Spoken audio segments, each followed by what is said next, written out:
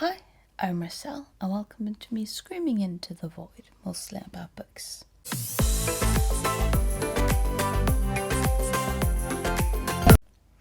I am an avid user of Storygraph, which is one of the larger apps that are now competing with Goodreads. It's not on the level of Goodreads yet, but we'll get there. And one of the things I really enjoy is that you can join a lot of different reading challenges. And I have done that. I probably joined too many reading challenges. And one of the reading challenges that I am now doing is a reading challenge called A Book from Every Year I've Lived, 1984 to 2024. I thought that would be a fun challenge. I'm now going to give a short review of how it's going. The first book that I read for this reading challenge, representing 1984, is Neuromancer by William Gibson. Neuromancer is very popular as the first book that sort of popularized cyberpunk as a genre. Now, he wasn't the first one who did cyberpunk, but he is still the one who sort of people think of when they think cyberpunk in literature. The book is about a world where everyone is connected on a shared cyberspace called the Matrix. Yeah, that's where they got the name from. We follow Henry Chase, who used to be a cyber thief, and then he was punished sometime before the book started, and now he's going to be able to get back on track, his life back on track, if he just does this one job for this secret crew. And he has some people who are helping him.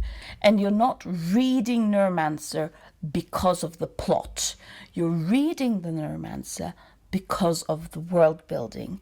And the world building is sublime in the sense that he writes about the use of technology and how technology influences both you as an individual, but also society at large. The Matrix, which is this shared digital universe that people are connected to, is such a huge example of that. And people sort of speculate in the sense that, can you draw parallels, for example, between the Matrix described in Neuromancer and the World Wide Web, and especially now with artificial intelligence, because a huge part of the book is about artificial intelligence. So it's not just technology in the sense that there are computers, but you have a huge importance regarding artificial intelligence and how that dumbs people down, which is sort of a usual complaint people have when it comes to artificial intelligence. What's interesting with Neuromancer is that William Gibson writes with such a contempt for humanity. He does not like humans at all. He does not think well of humans. And yet, he had so much more hope for the competency that humanity would have regarding technology and artificial intelligence than it turned out that we have. For example, one of the key points of the book, and as I stated, you're not reading the book for the plot, so the plot doesn't really matter. One of the key elements of it is that you have these artificial intelligence that are almost becoming human, and they have a kill switch on the back of their programming, so that society, if artificial intelligence becomes too large or becomes dangerous, you will have a way to sort of safeguard and just get rid of them. Probably a good idea before we started meddling with artificial intelligence. But yeah, so it was kind of absurd reading someone who was not thinking highly about humanity, yet talked more about what humanity should have done.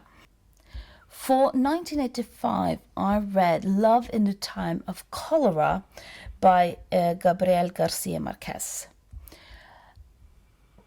Amazing book. So the book is about Florentino Arizas.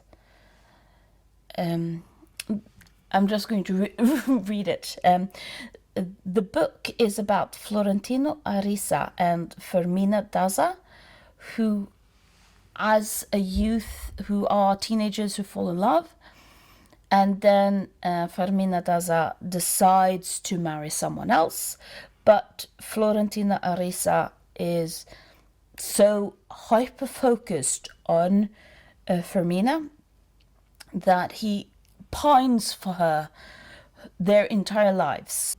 Yeah, and I'm not going to spoil anything more about the plot. And what I really enjoyed about Love in the Time of Cholera is that it can be read, I don't know if that was the intent, but it can clearly be read as a mocking description of these youths who fall in love and think that this is everything in life, and not being able to move past the fact that this is just a teenage crush.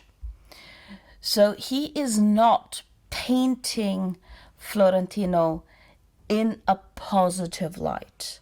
On the contrary, there you can actually start questioning whether Florentino is actually in love with Fermina, when Fermina is happily married with someone else. But Florentino doesn't really accept that Fermina is happily in love with someone else and happily married with someone else. And another way of actually looking at it is reading a book from the wrong perspective. If this had been a sort of a true love story, Florentina wouldn't be the main character. Fermina and her husband would have been the main characters, and Florentina would sort of have been someone who was just a foil for their love.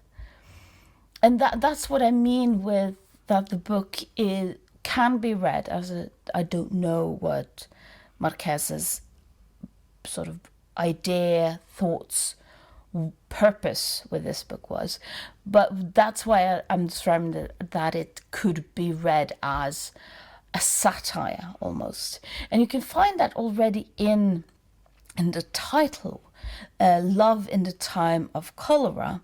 Now, when I read the book and thought about the title, what I was thinking of was tuberculosis. And tuberculosis in books written especially in the 1800s with sort of under different names like consumption, is a very romanticized view of love written by the Romantics.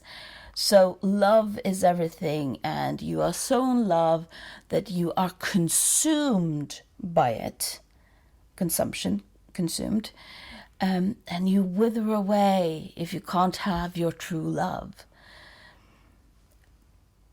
And Love in the Time of Cholera almost becomes, again, a satire, a mocking of that kind of view of love, that love is something that is all-consuming and not a choice you make when you've sort of chosen someone, in the sense that, yes, I fell in love with my husband, but I still have to make a conscious choice of choosing my husband, choosing to invest in our relationship, choosing to work on these things and have to work on our relationship within sort of boundaries that we've stated that we are not willing to cross. Love in praxis isn't the all-consuming emotional feelings that Florentino Arisa is so consumed by. I read the last book of the Tora trilogy by Herbjørg Wassmo, which is a Norwegian author. I couldn't find the two last books' English translation, but the first book is translated with The House with the Blind Glass Window. And I don't know if then the other two books are sold under that title, because I know that that can happen. Yes, that was sort of the third book, but I'm going to talk about the entire series as one. The book is about Tora, who is growing up in a place in north of Norway during the 1950s, and she is I don't really know how to politely talk about this. In Norwegian, she is what we would call en tyskerunge, which is in and of itself both a slur yet not a slur, and is grammatically translated to child of German. And what that means is that under the Second World War, Norway was occupied by the Nazis because we have a long coastline, we're very close to England, and Scandinavia's Aryan paradise, apparently. I'm not going to go more details because it's so weird. But some women had children with the German soldiers who was living in Norway for almost 5 years. And the offspring of these women are then what is talked about as tyskerunge. And they did not have an easy time in Norway after the Second World War, because they were their father was a German and their mother was considered a traitor, which, again, too complicated to really go into details about that. But the book then follows Tora, who is en tyskerunge, and her struggle of being accepted into this society with a mother who is not accepted by society. And in addition to this, it means that this is a family that is very vulnerable, and her mother, to get more stability into the family, marries a fisherman who then sexually assaults Tora. And that is what the book series is then about. How does Tora deal with the sexual assault, dealing with being bullied, not having a place in society, being a tyskerunge, and all of these elements. And that is sort of the house with the blind glass windows is a way of sort of talking about the weird position you can be in carrying something like that, especially being sexually assaulted, where you think everyone knows and yet no one knows. So it's almost like you're living in a glass veranda. Everyone can see everything that's happening inside you, despite no one really seeing anything that happens inside it. And these books are talked about as a trilogy. They are around 200 pages each, 200, 250. They might as well have just been one book, and that's why I'm talking about it as one book. And all of them are sort of between book 2 and 3. I mean, they pick up at almost the moment that book 2 ends, book 3 starts. So if you're going to read it, you can just read all of it as one book. And there is a wonderful honesty in a lot of the writing. And there is, in the writing, Hedvig Wassmo does create a fascinating dilemma that Tora sort of is in, where she is constantly seeking out some kind of connection with someone else. She wants to talk about her trauma. She wants to feel connected with someone else, yet not really daring to talk to someone else, not really feeling comfortable or it's her place. This is sort of magnified with the fact that she has someone that she feels close to, which is a kind of aunt who gets sick herself and is very focused on how she is then sick. She gets cancer. And Tora, who's trying to balance all of these things and in a very vulnerable way. It's a very vulnerable book. For 1987, I read Fried Green Tomatoes at Whistle Stop Cafe by Fanny Flagg. This is a well-known lesbian book. There has become a very known film based on it. The film implies more, that it is absolutely more explicit in the book.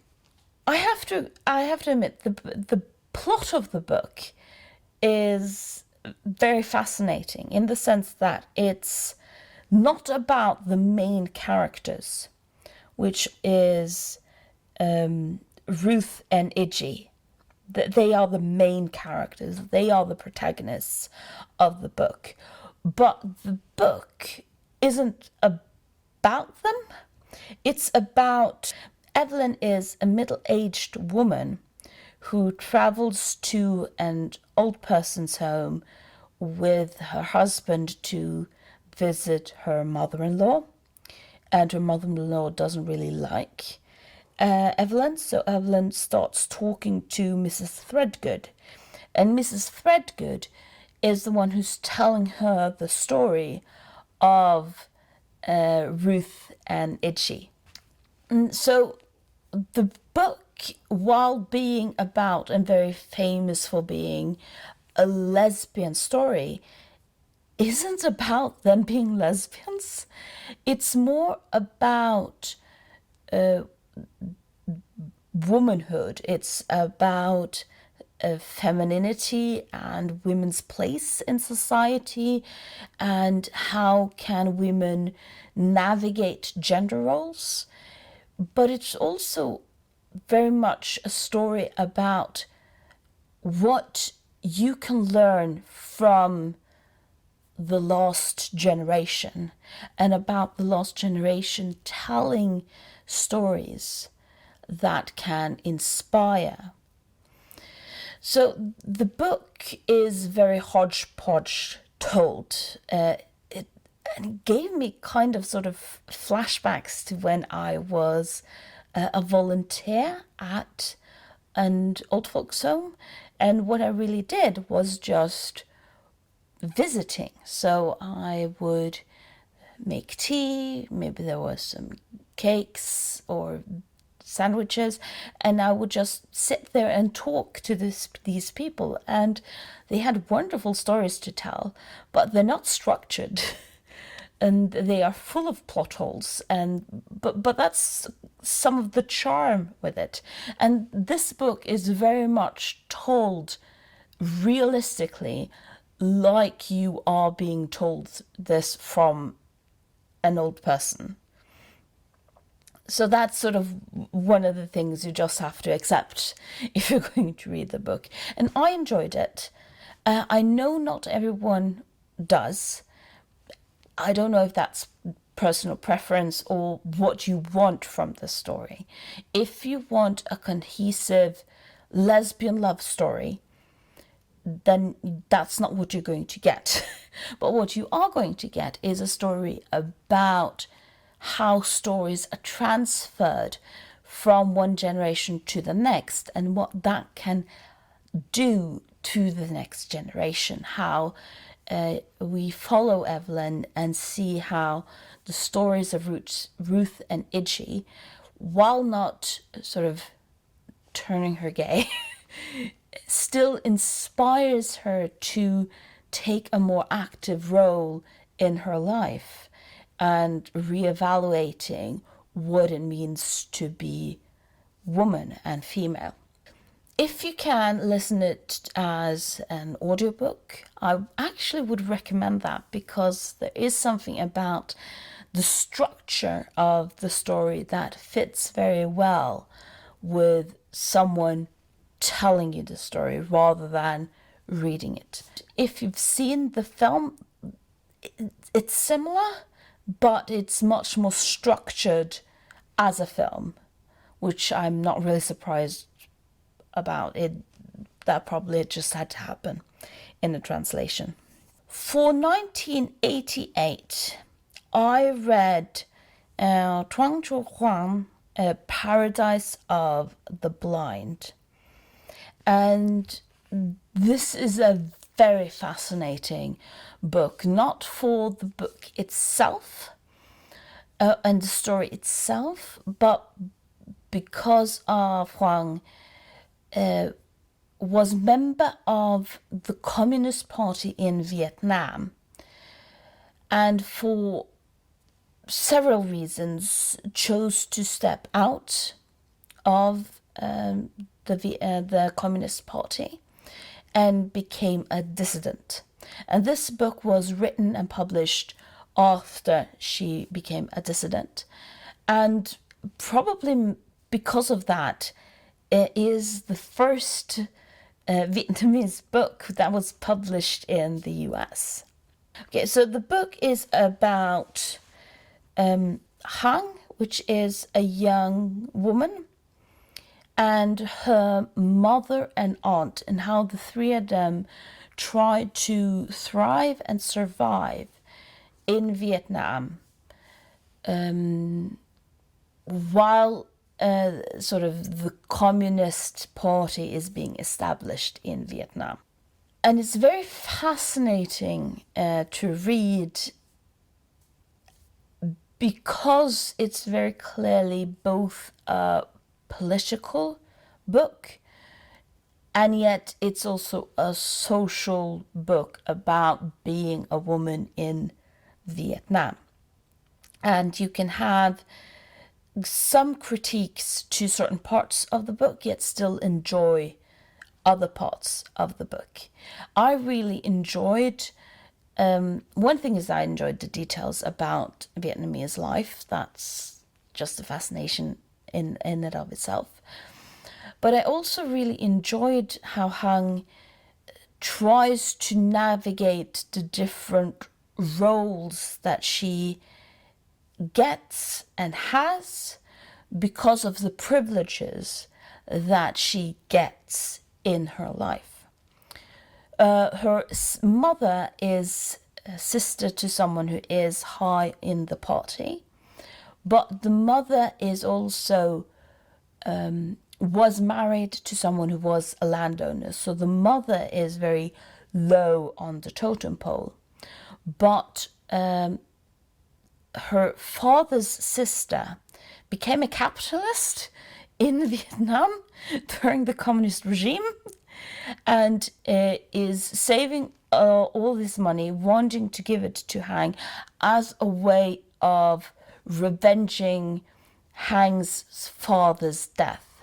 So when the Communist Party came in, Hang's father unalived himself because he couldn't deal with losing his position in society. So Hang is in this very weird position that she has very low status in society in general, yet because her aunt has all this money, she is also weirdly richer than everyone else. That, of course, gives her a position that is very different from everyone else. And the way that Hang tries to navigate this and having a very realistic, unreflective view of this balancing act. And usually I enjoy books that are reflective. I enjoy books that make you think. But I enjoyed this book because Hang is so unreflective of her own life. She is so based purely on who gives me attention, who gives me love. I'll follow that person. I don't care about anything else.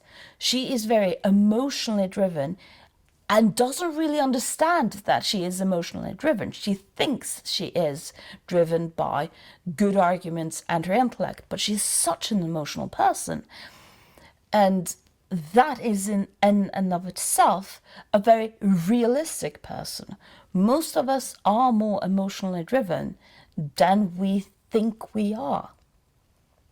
So reading about someone who isn't aware of her own thoughts and feelings is a very realistic depiction of someone in that type of situation.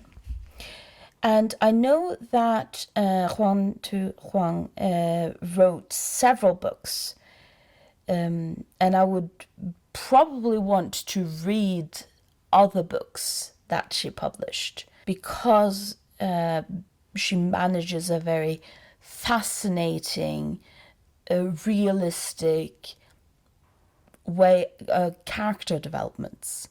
I focus mostly about Hang now because she is the main character, but the mother and the aunt has also so much depth to them that doesn't really make that they are good characters. No one's good in this book, but they're not bad either. They're human. It's a very human book. For 1989, I read Oh Sweet Mystery of Life by Roald Dahl. This is a collection of short stories about the countryside. And I have to admit that I've read a lot of Roald Dahl's children's literature as a child and as a grown-up, and I enjoy them immensely. But his grown-up literature isn't as well written as his children's literature. And when I mean that, I mean there is sort of a nod and a wink in his adult writing that almost becomes annoying because he's not as clever as he thinks he is. I mean, you can say that some of his more macabre stories are an exception to this. So there is that.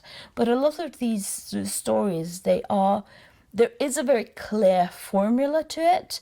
There is a very clear, you know how the story is going to end as soon as you know what kind of archetypes that the story is about. And I think that might also work better in children's literature than it does in adult literature. And that is why his children's literature sort of reads as better literature. I also think that one of the issues between the adult and the children's literature is that he has so much contempt for his characters in the adult literature that I don't really understand what I'm doing there. Why am I reading about these characters that you, as an author, clearly don't care about? There is value in reading about awful characters if you want to say something about it. Trainspotting is a very good example of a book about awful characters where you're trying to say something, but it almost seems like Roald Dahl wants to get the story over with as quickly as possible. And I'm sitting there, okay, so you don't want to be here, so why have you dragged me into this? There is a fascinating example, and that is that there is a short story in this called Champion of the World that I recognized because there is a children's book that Roald Dahl has, which is Charlie the Champion of the World. And it would have been interesting to compare the two of them to see actually what is the difference between his children's writing and adult writing, because the story and the plot is so similar. For 1990, I read A.S. Byatt's Possession. So this is a book about two literary academics who find out that two Victorian poets had an affair, and the story is sort of the parallel stories of telling the story of the two academics who is trying to figure out about this affair and falling in love in the process, and the parallel story of these two Victorian poets falling in love and having an affair. So when I'm saying affair, I mean several of the people involved in this are either married or in monogamous relationships while sleeping around. And that is a very huge part of the themes of the book. That's one of the reasons it's called Possession. It reflects about in what way do we possess someone who we've agreed to be monogamous with. This question of possession over your partner is especially potent because both relationships start with almost an emotional affair before it becomes a physical affair. And they share things with one another that they don't really talk to their partners about, especially regarding to an intellectual perspective. In addition, this sort of discussion of possession, of course, because it's about two literary academics, we talk about the possession of academia, almost. And when I'm talking about that, I mean, in what way do I possess the right for silence of my own life? In what way do I possess the right to privacy when academics will say that knowing about these things is academic relevant, or who possesses what we can base our academic knowledge on, who owns academic findings. And this is so relevant regarding this being to literary people, because of course understanding the person is often of interest when reviewing and analysing literary work, especially because it's placed in Victoria time, when your personality, your personal interest is something that you used much more in your literary work. So there is sort of a possession of truth, possession of who gets to decide what is academic relevant, who gets to talk about it, who owns all sources. So there are a lot of interesting factors within the theme of possession in the book. I have one gripe with the book. One of the poets in the book has always been thought of as a lesbian and having been in a monogamous relationship with another woman. And that is why it's interesting when it turns out that she had a relationship with a man. It bothers me that they don't just use the term bisexual, that they're sort of because they're not really sort of questioning her loyalty. Well, they're questioning her loyalty, but they're not questioning her love for her partner. They're not sort of trying to understand, okay, then what was that relationship? They acknowledge that as a sort of a valid relationship, but they're sort of talking about her as, well, she's not then a lesbian. No, and we have terms for that. So I have a gripe with that. It came out when it came out. So that's that. But very, very interesting philosophical debates around possession in that book. Have you read any of them? Do you think these kind of readathons, where you sort of read a book from sort of years following one another, can have value? Because I don't really know how I ended up doing this readathon, and I'm not really sure. While I'm enjoying most of the books I've read, I'm still not really sure if I like this readathon or not. So if you've done similar readathons, or if you think that you might want to do these kind of readathons or not, please let me know in the comment down below. And thank you for listening to me screaming into the void.